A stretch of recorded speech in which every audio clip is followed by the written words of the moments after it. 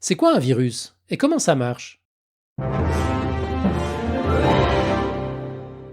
Contrairement aux cellules, un virus est incapable de se reproduire tout seul.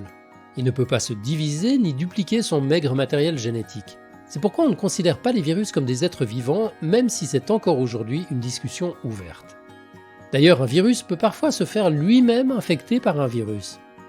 Certains virus peuvent infecter de nombreux organismes, d'autres n'infectent que quelques espèces. Pour se reproduire et éventuellement devenir dangereux, un virus doit tout d'abord s'attacher à une cellule, comme un robot spatial sur un astéroïde. Cet arrimage se fait au niveau des récepteurs qui parsèment la surface d'une cellule. Les protéines du virus peuvent s'y fixer. Selon la composition et la forme des protéines, un virus a plus ou moins d'affinité pour tel ou tel récepteur cellulaire, c'est-à-dire qu'il va s'attacher plus ou moins facilement à la surface de telle ou telle cellule. Par exemple, un virus qui aurait la tête de Bart Simpson ne pourrait s'arrimer que sur une cellule dont les récepteurs ont cette forme. Et ces virus-là n'ont jamais trouvé de cellules hôtes. Cette question de forme explique pourquoi certains virus ne s'attachent qu'à un type de cellule spécifique chez un hôte particulier et pourquoi d'autres ont une cible plus large. Les poliovirus, par exemple, responsables de la poliomyélite, n'infectent que les singes sans queue, comme nous autres, Homo sapiens, seules espèces à posséder des cellules avec des récepteurs où le virus peut s'accrocher. Le VIH infecte principalement certains types de lymphocytes, des cellules du système immunitaire, car leur enveloppe peut s'attacher sur une molécule spécifique de ces cellules. Les virus de la grippe infectent principalement les cellules de l'appareil respiratoire, car leur enveloppe se fixe sur les acides sialiques, des récepteurs spécifiquement présents à la surface de ces cellules. Bien sûr, tout cela se fait automatiquement, le virus n'a aucun pouvoir de décision. Une fois arrimé, le virus doit réussir à rentrer à l'intérieur de la cellule. Pour ça, il existe plusieurs mécanismes. La cellule peut en quelque sorte manger le virus, ou celui-ci peut fusionner avec la membrane qui entoure la cellule. Ou encore, le virus peut creuser un trou dans cette membrane. Rien que ce sujet-là mériterait une vidéo. Une fois à l'intérieur de la cellule, le virus se fait un peu abîmer et se retrouve réduit à son expression la plus simple, ses gènes. Et c'est là que les choses peuvent partir en couille, si vous nous passez l'expression.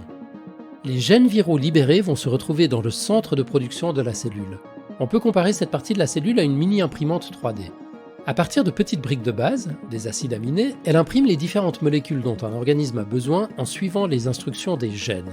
Et elle les imprime en grande quantité. Le drame se joue au moment où les gènes du virus se substituent en totalité ou en partie aux gènes de la cellule. L'imprimante ne lit plus l'ADN de l'organisme, mais celui du virus, et fait exactement ce qu'on lui dit. Et l'instruction du virus est très simple, copier-coller le virus sans fin. Cette partie est plus ou moins compliquée selon les virus, mais le résultat est le même. La cellule ne remplit plus du tout son rôle et produit une multitude de virus.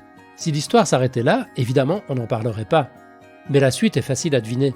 Ces milliers de nouveaux virus vont finir par s'échapper, soit les cellules éclatent et libèrent les virus, soit les virus s'échappent par bourgeonnement, en se formant au passage une enveloppe à partir de morceaux chippés à la cellule.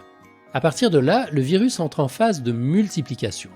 Chaque nouveau virus libéré est susceptible d'envahir une nouvelle cellule qui produira à son tour des milliers de nouveaux virus. Les cellules envahies par les virus sont ainsi détruites ou endommagées et ne peuvent plus fonctionner normalement. Les conséquences d'une infection virale dépendent de facteurs nombreux et complexes. La destruction ou l'altération de certains tissus peut affecter le fonctionnement de certaines parties du corps.